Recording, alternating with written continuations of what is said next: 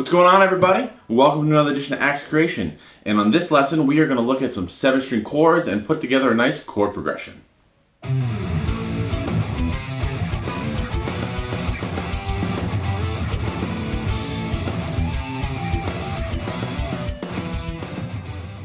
So as most of you know, I'm a big fan of chords. I love, especially on the extended range guitars, it's fun to come up with some unique voicings when possible. It gives you a nice way to kind of explore the fretboard and, you know, kind of create your own sound.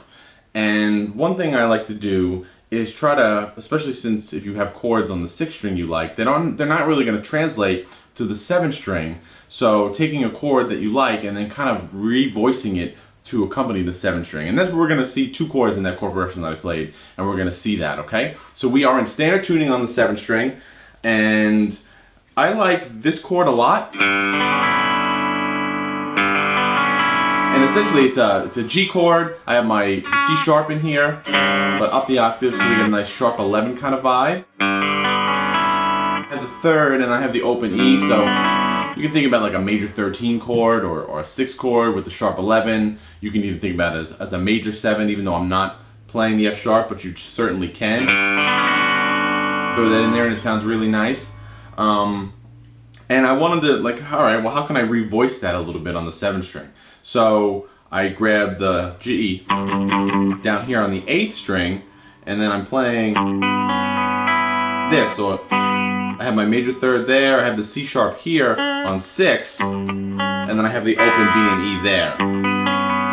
It's nice, and then if I wanted to, I can even grab my middle finger there. It sounds really nice, it's a nice chord.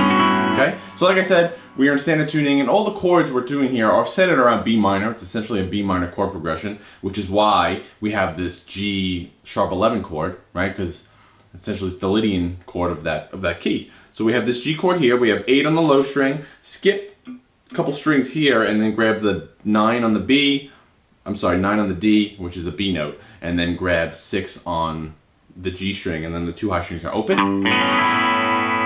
And then we're going to basically just step down to 7.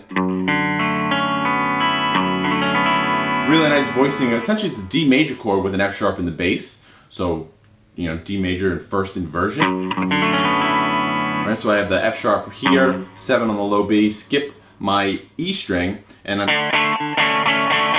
have this little voicing for a major 7 chord, 5, 7, 6, and then my open B and E again. So again, you're throwing the 6th into that chord, so you can view it as a 13 chord, major 13. Okay, and then we got the big open B minor chord. Okay, and all that is like a B minor 7 standard shape, but we're gonna grab the E, and we're actually gonna double up the E. Always sounds nice when you mix the 2 of them together, so you kind of get this nice B minor 11 sound with the low B. Sounds really big and open. It's a really nice chord.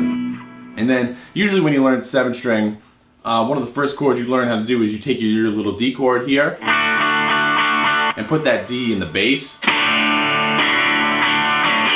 You get that nice big chord, and so that's essentially what we're doing. You have the little D shape here, 0, 2, 3, and my middle finger. You grab the low D, okay? And then on the turnaround, kind of what acts as the turnaround. It's actually the same voicing, same kind of chord as this one. It's just, this is the 6th string version. That's what I was talking about, finding a new way to revoice a chord that you like on the 7th string. So this one is just 2 on the E, and then open D, 2, 2, open. Okay? And then here, add a little bit of tension on what acts as a turnaround. Right, it's always a great place to put it in your chord progressions. And essentially it's a B flat dominant chord. Right? There. And you can view that as a B flat dominant flat 5 or sharp 11 chord, depending on what you want to play melodically over that, give it a specific context. Right? So we have this nice G major sharp 11. You have this nice D major in 1st inversion. You have B minor, 11, D, then back to that inversion, same voicing, and then tension.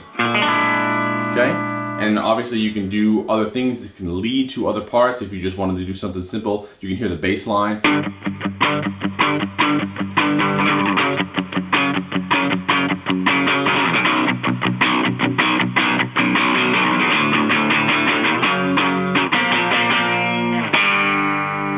Alright, so that's when you can take a simple idea like that, reverse engineer it, and come up with a nice chord progression to lead either before or after it. Alright, cool. So that's it for this lesson. The link for the tabs can be found below. And as always, let me know what you come up with. So until then, I'll see you next time. Thanks a lot.